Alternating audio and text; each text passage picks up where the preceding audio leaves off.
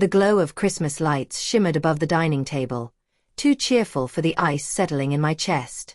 Sarah's father lifted his glass, lips curling in a smug smile. "This is Dave," he announced, savoring the moment. "He'll be perfect for Sarah once the divorce is done." The table responded with strained laughter. Sarah joined in louder than necessary, her hand brushing against Dave's sleeve. I spread butter across a roll with a steady hand that wasn't steady at all. "How lovely," I said, keeping my voice calm. "Dave, did they tell you the house is in my name? Along with the prenup." The silverware stopped midair. Sarah coughed into her wine. Her father blinked in surprise. Dave shifted, uneasy. I chewed slowly, letting the silence carve its weight into the room. I hadn't married Sarah for her family's approval. I married her because I believed in what we had. Back in college, her smile had been wild and fearless, pulling me into its light. Her father never accepted me. Too poor, too unproven. But Sarah had chosen me anyway. Or so I believed. Together we built a home, memories pressed into its walls. I gave her loyalty until it cost me parts of myself. She gave me laughter, and eventually betrayal. The cracks came small at first. Late meetings that left perfume lingering on her skin. Messages that buzzed on her phone, always answered with her back turned. I wanted to trust her. That trust shattered when I found the emails.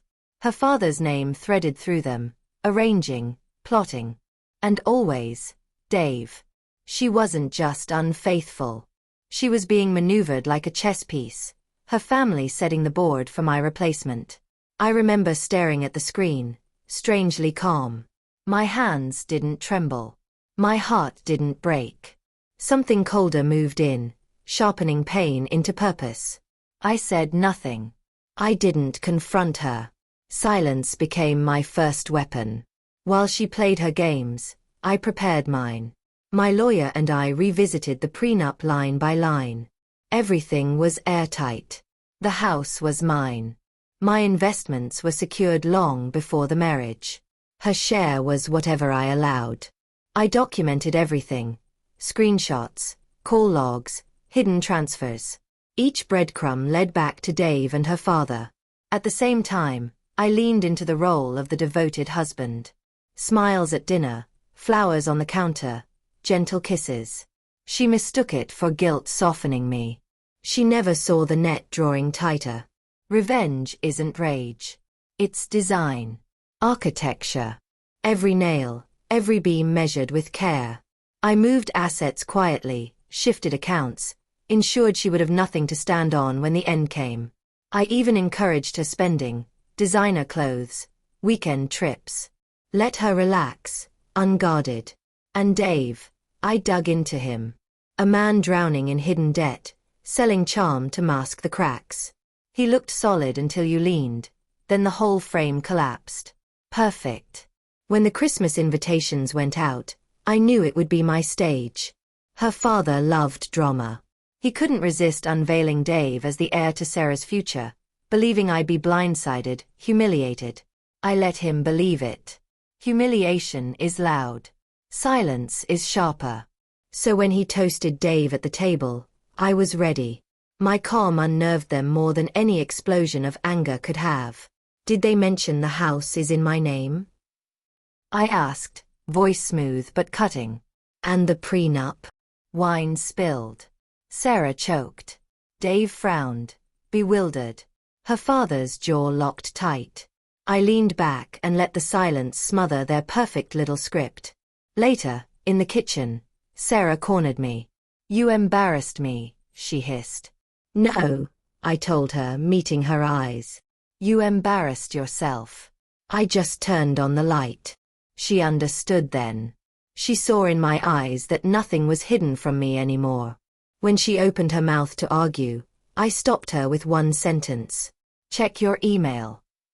Her hands shook as she scrolled through the attachments. Screenshots, bank records, messages.